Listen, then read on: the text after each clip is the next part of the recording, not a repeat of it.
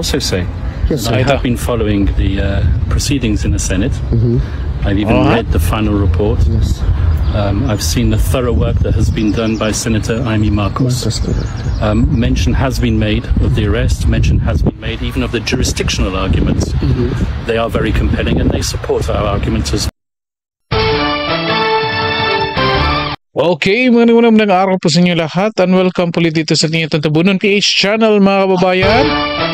At ngayon po ay by the way, welcome. Nandito naman po tayo para sa ating panibagong reaction video. Ngayon po ay May 2, 2025 mga kababayan natin. Ito, meron tayong presko, bagong balita dito. Dito tuloy. Mayroon tayong bagong balita dito mga kababayan. Good news ito para sa ating mga sumusuporta kay PRRD mga kababayan. No. Kung nasa na nga yun, ito. Palakpakan tayo dyan.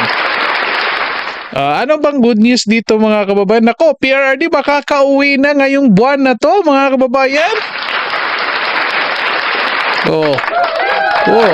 Yan, andito pala. Makakauwi na nga. Ito yung target dito ni Dr. Attorney Kaufman mga kababayan. Ito, pag-usapan natin, may balita dito sa Dizar o sa SMNI yata ito na balita mga kababayan. Ito, may update ngayon tungkol dito kay PRRD. At nako, si Attorney Kaufman mga kababayan, nagpapasalamat dito kay Amy Marcos. Of course, palakpakan.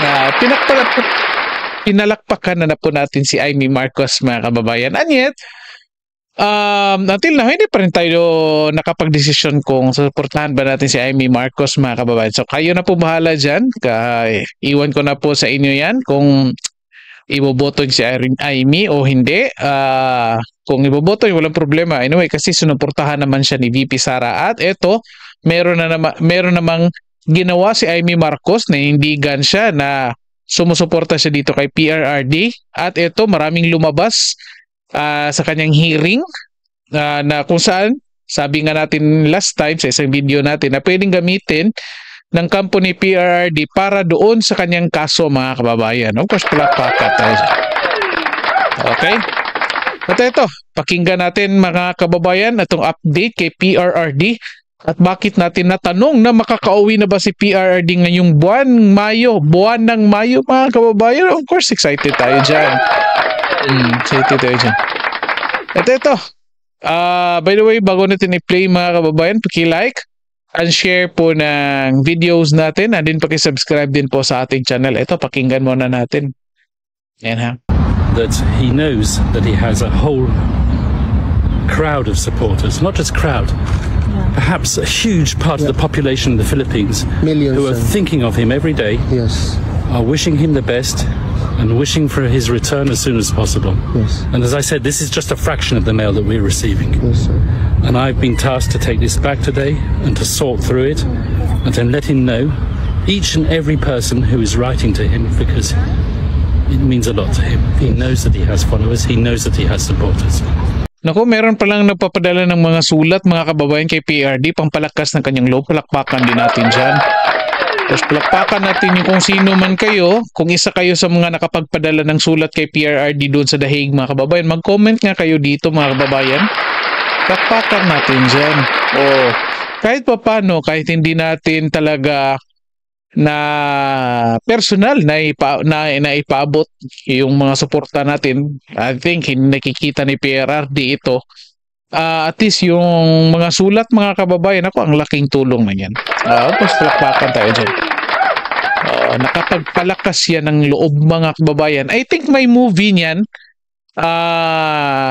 story kung hindi ako nagkamali, yung mga babae. Comment nyo nga kung anong title dyan. Yung sa movie na kung saan during sa World War yan sa US, pinanghihinaan ng loob yung mga soldiers nila. And then meron ditong mga babae na mga soldiers din, inassign sila doon sa parang mailing station kasi nandoon yung lahat ng sulat at ang daming mga sulat galing sa pamilya ng mga sundalo. At galing din sa mga sundalo para sa kanilang pamilya. So, iniisa-isa nila yun hanggang sa natapos nila at naipadala nila doon sa mga taong dapat pagdalhan. At yun nga, dahil dyan, nakapag-boost ng pagkatao na lalo na sa mga sundalo, mga kababayan. Nakalimutan ko lang yung title, pag-comment nga yun. Nasa Netflix, magandang storya dyan. At ito magandang example dito mga kababayan. Itong ginagawa ng mga tao para dito kay PRRD na kung saan nagpapadala ng sulat para mabasa. Of course, hindi natin in-expect na mabasa yan lahat ni PRRD mga kababayan. At the fact na merong dumarating na sulat kahit hindi mo man buksan, of course, lalakas yung loob mo. Okay? Nako, baka meron ding ibang tao, meron ding galit kay PRRD, meron ding mga sulat galing sa kalaban. Nako, delikado pa rin. Delikado yan. No? Ito, patuloy natin. I'm ready to answer any questions. Okay. Tanong na raw. Attorney, on behalf of the Filipino people, how is our former president? He's in good spirits. As I said, he knows. Okay, he knows. The sheer amount of mail that he's been receiving. Physically, he can't go through it. Okay. So he's asked me to do that. Okay. Okay nga mga kababayan, hindi nga kaya. Lahat ang dami raw. Does it also mean, sir, that it is an additional work for you to do this? Would you rather have... I don't regard this as being work. I regard this as being a pleasure. Perfect. To bring the support of the Filipinos to the former president. Palakpakan tayo kay Attorney Kaufman mga kababayan. Grabe. Kaya nga ako confident ako mga kababayan nga ngayong buwan na ito makaka-uwis PRRD mga kababayan. Ang galing mga kababayan. Akalaan nyo, kaya mga tinanong ng mga media, tinanong ng mga tao, hindi mo madali-daling hindi mo madali-daling mahuli sa kanyang bibig eh. Diba? Napaka-careful. Hindi katulad ng iba. Ewan ko lang kung sinasadya nila, lalo na dito sa Pilipinas, yung mga abogado, alam naman natin yung abogado, tapos nagsasalita, tinatanong lang, banat ka agad. I think kilala nyo yan, kung sino yan, di ba? Banat lang ng banat, hanggat iba na yung sinasabi niya. Kahit nilaglag na yung amo niya, banat pa rin ang banat, mga kababayan. Tandaan natin, abogado yan ha. Pero iba ito si Attorney Kaufman mga kababayan. Parang ang sharp eh. Ito, patuloy natin. Thank you, sir. Also, sir, with respect to your statement respecting the judicial process, do we have a timeline for that, sir? The judicial process? Like in general, like is it what I can months or perhaps years? reveal is that in the coming days, perhaps even today, perhaps tomorrow, perhaps the beginning of next week, Okay. but no more than in 1 week, we'll be filing our jurisdictional challenge. Thank you, sir. So, yan na nga mga kababayan.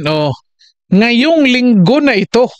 At sabi, either ngayong araw na ito, bukas, basta't not more than next week mga kababayan, magfa-file na sila ng kanilang judicial, jurisdiction concerns mga kababayan, issues.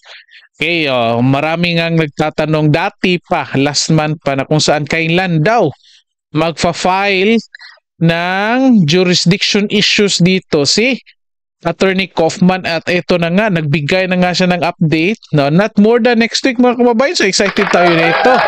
Kasi nga nakikita natin kung papabor ito. Nako, makaka-uwis PRRD ng mas maaga mga kababayan. Posible, hindi na nga lang maabutan ni PRRD na yung election. Pero most likely, makikita na maabutan niya yung resulta mga kababayan. Kaya suporta tayo sa PDP laban mga kababayan. Ito, patuloy natin. Because in relation to that, sir, there are also questions from the Filipino people that some of the judges has expressed already statement that they are sort of against the former president. But is it that having him here in ICC already statement that they have jurisdiction already to the former president, sir? I'm not aware of any comments expressed by ICC judges. I'm certainly not going to comment on that. allegation. I find it hard to believe. As far as I'm concerned, the ICC is a court which will hear our application and will apply all due process. I have full confidence in the judges at the present moment in time. Thank you, sir. I have no reason to believe anything else. Thank you, sir. Ang galing talaga sumagot mga kababayan, palakpakan. Oh, di ba? Napaka-safe. Oh, di ba? Kasi nga may hangga't hindi niya alam, hangga't hindi niya narinig, wala talaga yung sasagutin mga kababayan. Ito patuloy natin. Yes. Attorney Kaufman, recently Vice President Sara Duterte confirmed that she is part of the arrest list of the ICC. What are your comment about this? She's part of what? Sorry, could you repeat the question? Arrest list. Arrest list. I don't know anything about an arrest list. You're going to have to ask that question to the Office of the Prosecutor, Karim Khan. Okay. How about because, sir, in relation to that, the mindset is that we are afraid that it's going to be another Filipino going to be surrendered here again in the ICC. So, once again, I can't comment. I'm here to do one job and one job only, not to represent other people. Okay. I'm here to represent the former president. Okay, sir. Clear. Oh. Yeah, maybe in line with that, will the incumbent Vice President face the same fate as her father? And how do you perceive these cases' potential impact on the principles of international criminal law, particularly concerning the prosecution of former heads of state? That's a very, how can I say, apropos question at the present moment in time. There are heads of state who have been targeted, including a head of state in my country, from where I come from. Once again, it's a very contentious issue, and I'm not going to start talking about that in the media. It's an academic debate on it as well. Yes. So really, it's not relevant to my representation of President Duterte. Sir, are you confident that there will be a favorable response to the application of your jurisdictional strategy? I've said already in the media that I think it's a compelling argument, but the ultimate arbiters of that argument are the judges themselves. Okay. And it's not for me to tell them how to find, ultimately, what they believe is the correct decision, the correct judgment. I hope they will accept my argument. Okay. Sir, are you Galing talaga sumagot mga kababayan. Ito patuloy natin. confident that former President Rodrigo Roa Duterte will be brought back to the Philippines before even the confirmation of charges? That is certainly my ambition, yes. Okay. Do you have a message to the Filipino people who are closely following the development of the case of our former president that we love and adore, sir? As I've told you already, just respect the process, trust us as his lawyers to do the job properly, and we hope that we will bring the right result home. Naniniwala kami sa isa. Naniniwala kami sa iyo, sir. Huwag kang magalala. Pagdasal ka namin dito, mga kababayan. Eto, patuloy pa. Sir, on behalf of the Filipino people, we are praying for you. We are hoping for a positive response or result through all of this. We can't wait to welcome our former president back home to the Philippines, and it's through you and your team.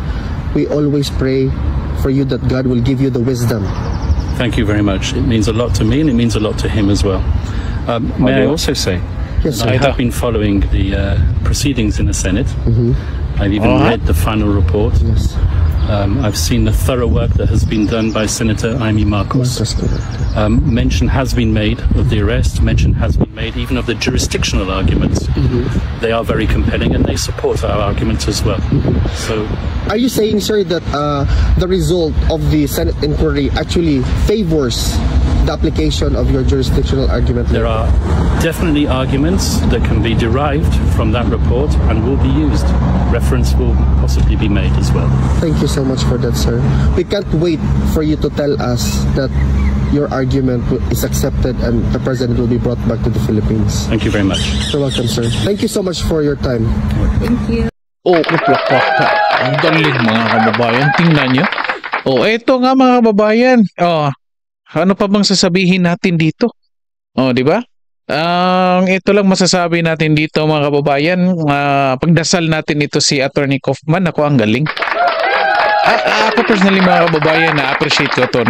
Na-appreciate na nakikita kong kagalingan dito kahit dito pa lang sa pagsagot niya sa media, mga kababayan. I think yung palaging nagtatanong, I think yung vlogger yun, mga kababayan. And then mayroong iba media. I think wala ng media yata na from the Philippines na nandyan para hindi ko lang alam, sigurado mga kababayan. Kasi nga naman, pag may mga taga-mainstream media na pupunta dyan, binabara ng mga tao. Sinong halata kasi yung mga binabalita nila. Kaya tuloy, yung mga tao na, yung mga Pilipino nang bumabara sa kanila dyan.